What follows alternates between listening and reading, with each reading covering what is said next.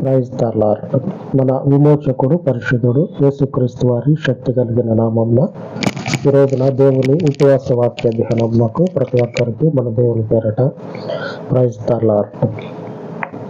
ఈ నూతన సంవత్సరంలో దేవుడు మీ పక్షముగా నిలిచి మీకు సహకారం అందించాలని దేవుని సహాయము చేత సంవత్సరం అంతా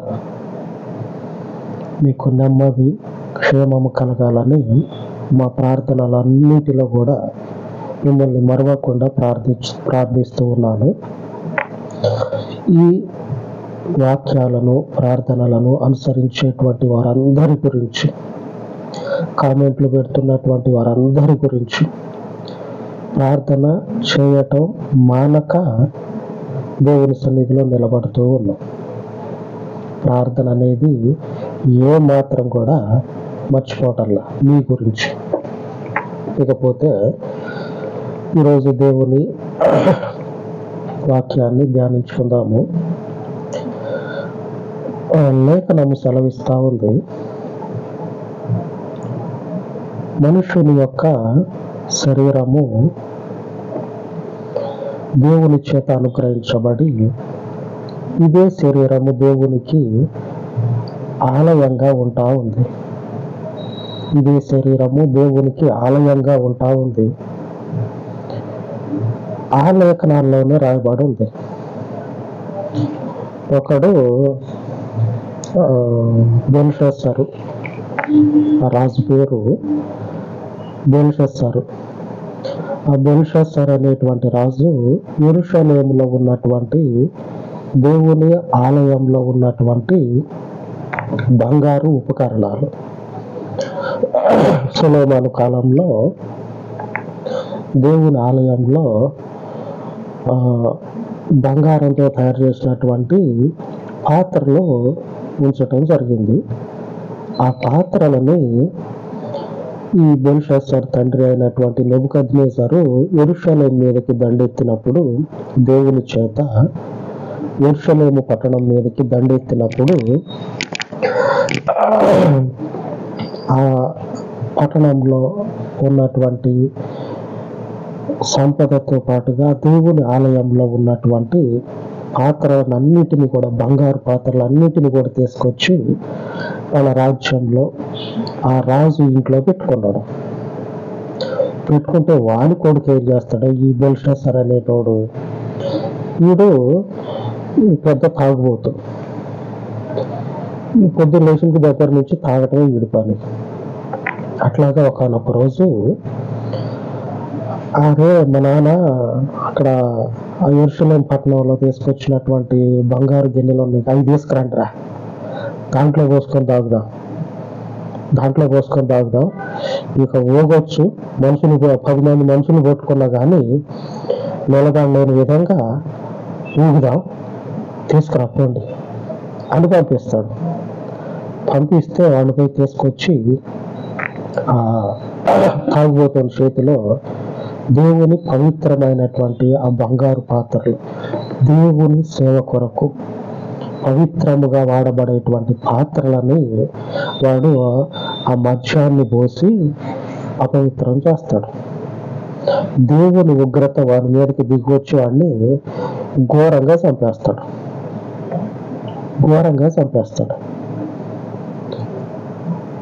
రాయబడిన దాడ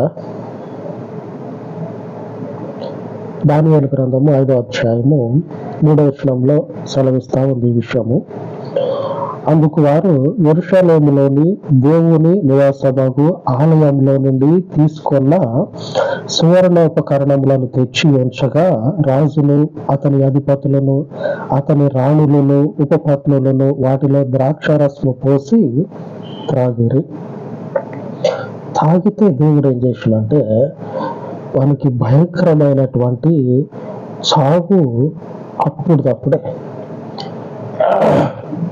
ఒక గొప్ప వింత అనేది జరగటం వల్ల వాడు చనిపోతాడు. వాళ్ళు తాగుతూ ఉంటారు. ఆ గ్లాసులో, ఆ పాత్రలో పోసుకున్నటువంటి ఆ మద్యము అయిపోక మునిపే వాళ్ళు చూస్తుండగానే ఆ ఇంటి గోడ మీద దేవుని వేలు వాని గురించి రాస్తా ఉంటుంది. వాడికి ఇక నడుములు అనేవి నిలబడవు, కీళ్ళు వదిలి అని రాయబడి ఉంటుంది.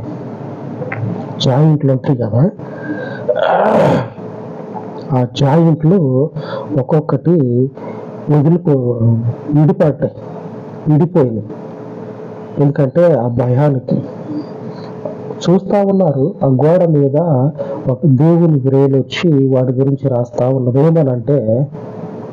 ఏమనంటే ఈరోజు దేవుడు మనకు వాగ్దానం చేస్తా ఉన్నాడు. ఇదే మాట. ఏమనంటే సంఖ్యాకాండము 10:35 ఆ మందసము సాగినప్పుడు మోషే, యెహోవా లెమ్ము, నీ శత్రువులు చెదరిపోవుదురుగాక, నిన్ను ద్వేషించువారు నీ ఎదుట నుండి పారిపోవుదురుగాక అనెను. ఈ వచనంలో ఈరోజు దేవుడు మనకు చేస్తూ ఉన్న వాగ్దానము, నిన్ను ద్వేషించువారు నీ ఎదుట నుండి పారిపోదురుగాక. దేవునికి స్తోత్రము కలుగును గాక.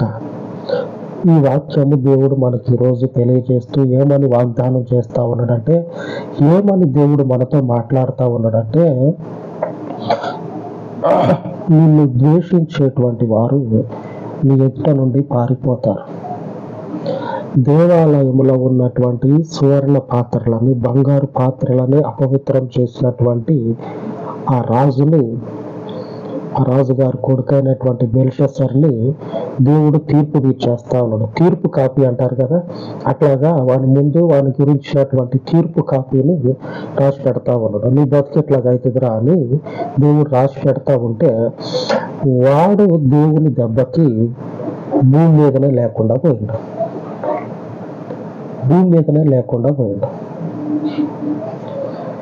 దేవుని పవిత్రమైనటువంటి నామానికి అంటు కట్టబడినటువంటి వారందరికీ చెప్తా ఉన్నా, ఆయన పేరు యేసు ప్రభు అనేటువంటి మాట శరీరం మీద కాదు, నుదుటి మీద కాదు, నాలుక మీద కాదు,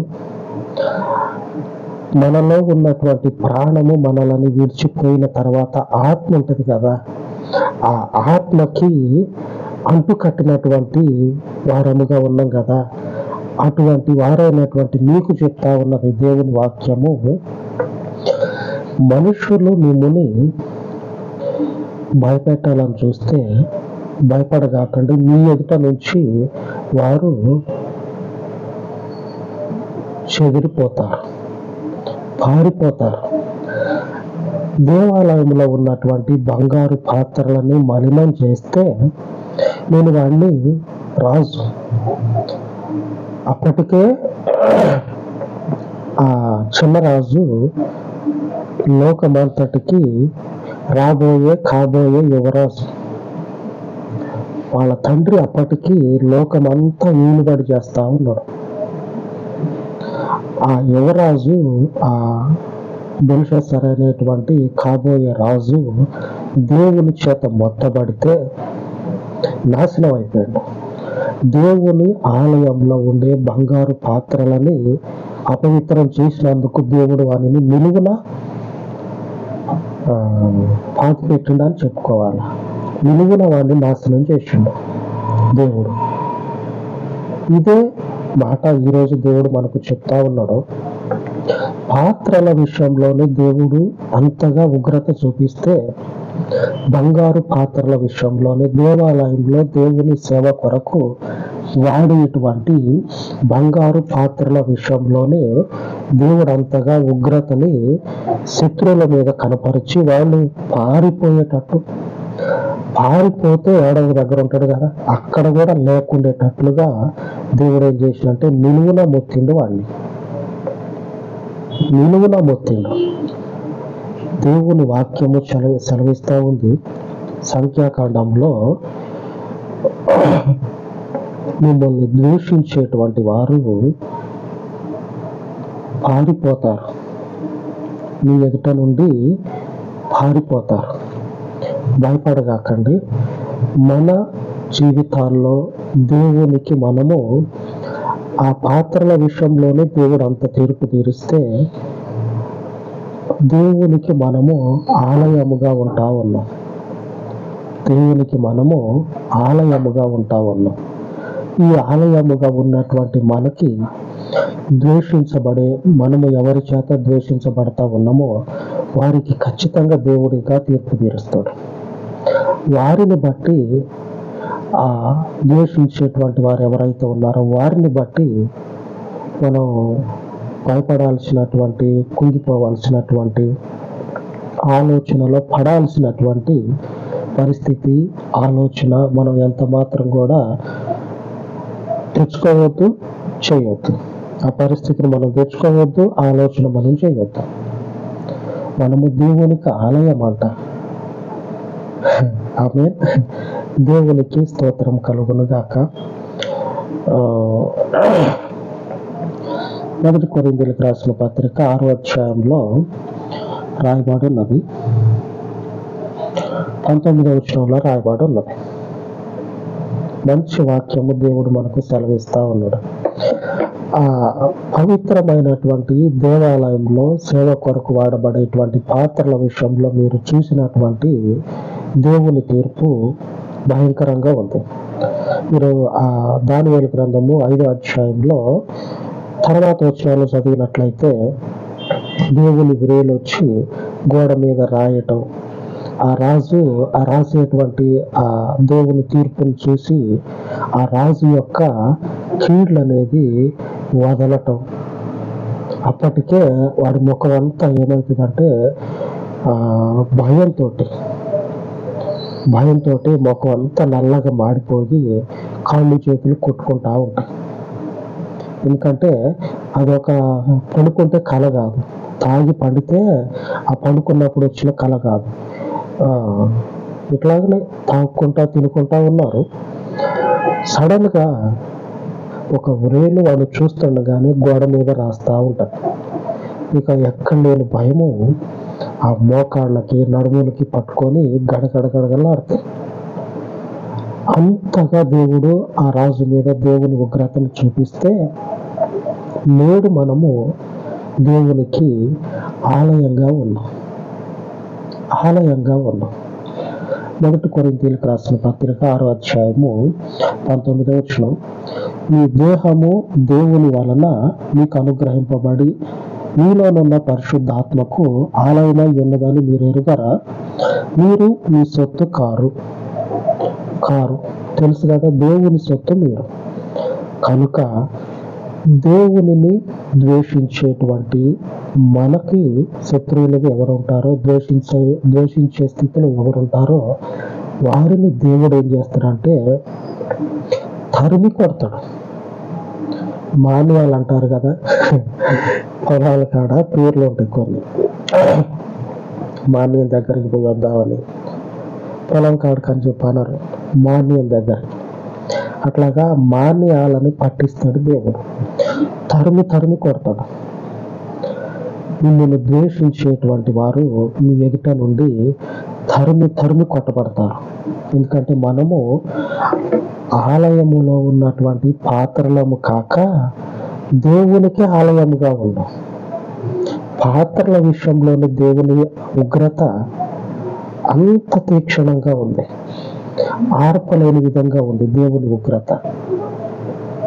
ఆ పాత్రల విషయంలోనే అలాగుంటే దేవాలయమైనటువంటి మన విషయంలో, మన మీదకి లెగిసే ఆయన విరోధుల విషయంలో ఆయన తీసుకునేటువంటి కఠినమైనటువంటి నిర్ణయాలు ఎలాగుండొచ్చు? ఒకసారి పోయే పనికి సెలవు పెట్టుకొని ఆలోచన చేసినా మనకి తెలియదు, అంత భయంకరంగా ఉంటుంది. మన ఆలోచనకు రాదు. మన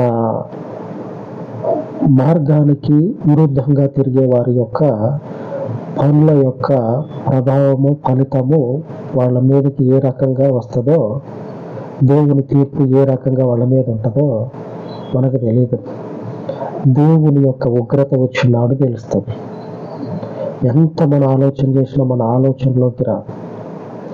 వాళ్ళకు తెలుసు ఎంతగా అంటే నడుములు దిగజారిపోయేంతగా.